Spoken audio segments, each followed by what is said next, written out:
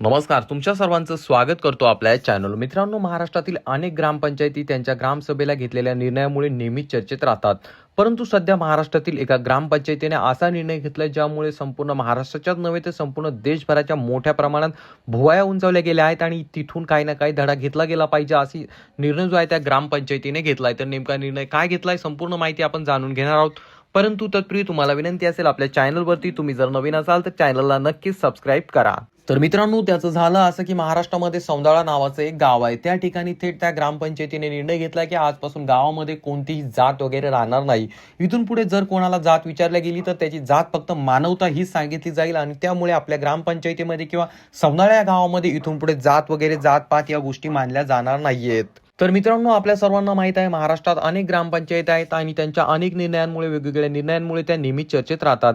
जे निर्णय सरकारलाही घेता येत नाही असे निर्णय ग्रामपंचायती घेत असतात. असाच एक निर्णय आता अहिल्यानगर जिल्ह्यातील सौंदाळा या ग्रामपंचायतीने घेतला आहे. हे गाव जे आहे नेवासा तालुक्यात येते. जगाला पसायदान देणाऱ्या संत ज्ञानेश्वर माऊलींच्या भूमीतील नेवासी तालुक्यातील सौंदाळा येथील ग्रामपंचायतीतील ग्रामस्थांनी आपले गाव जे आहे जातमुक्त करण्याची घोषणा केलेली आहे. या संबंधित जो ठराव आहे ग्रामपंचायतीमध्ये मंजूर करण्यात आलेला आहे आणि असा निर्णय घेणारे सौंदाळा हे राज्यातील पहिले गाव आहे. विविध समाज उपयोगी उपक्रम राबवणाऱ्या नेवासा तालुक्यातील सौंदाळा ग्रामपंचायतीने पुन्हा एकदा असा ऐतिहासिक निर्णय घेऊन सर्वांचे लक्ष आपल्याकडे वेधलेले दिसून येत आहे. हा ठराव का घेण्यात आला तर याबाबत बोलत असताना त्या ठिकाणी सांगितलेलं गेलं की सध्या जात धर्मावरून सतत वादंग होत आहेत.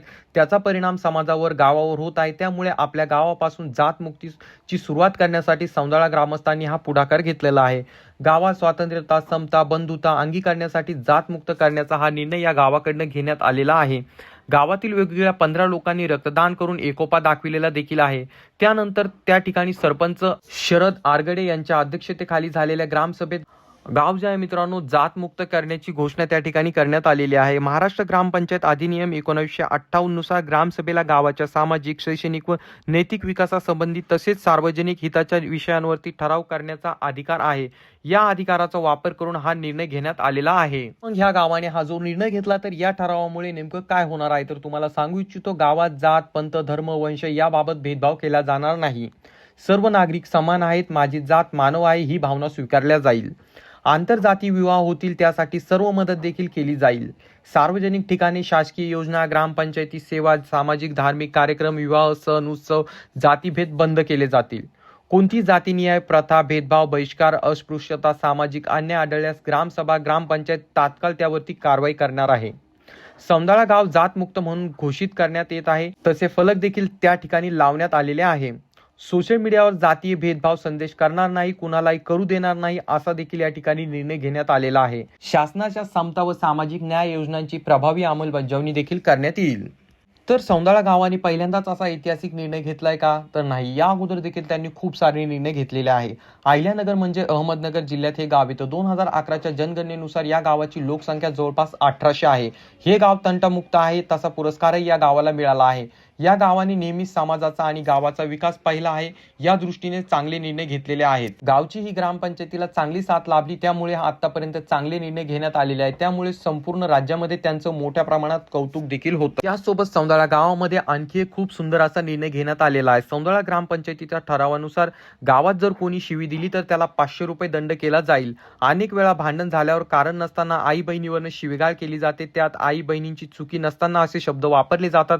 हे टाळण्यासाठी हा निर्णय या गावाकडनं घेण्यात आलेला आहे. त्यासोबत सौंदाळा ग्रामपंचायतीने आजपर्यंत समाज उपयोगी विविध उपक्रम असे राबविलेले आहेत. गावातील महिला आणि पुरुषांनी तसंच बाहेरून आलेल्या लोकांनी शिवीगाळ केल्यास 500 रुपये दंड सक्तीनं आकारण्यात येतो. त्याचबरोबर राज्यातील पहिली ग्रामपंचायत म्हणून अशी आहे की संध्याकाळी 7 ते रात्री 9 पर्यंत या वेळात घरातील शालेय विद्यार्थ्यांकडे कुठलाही मोबाईल देण्यास बंदी आहे.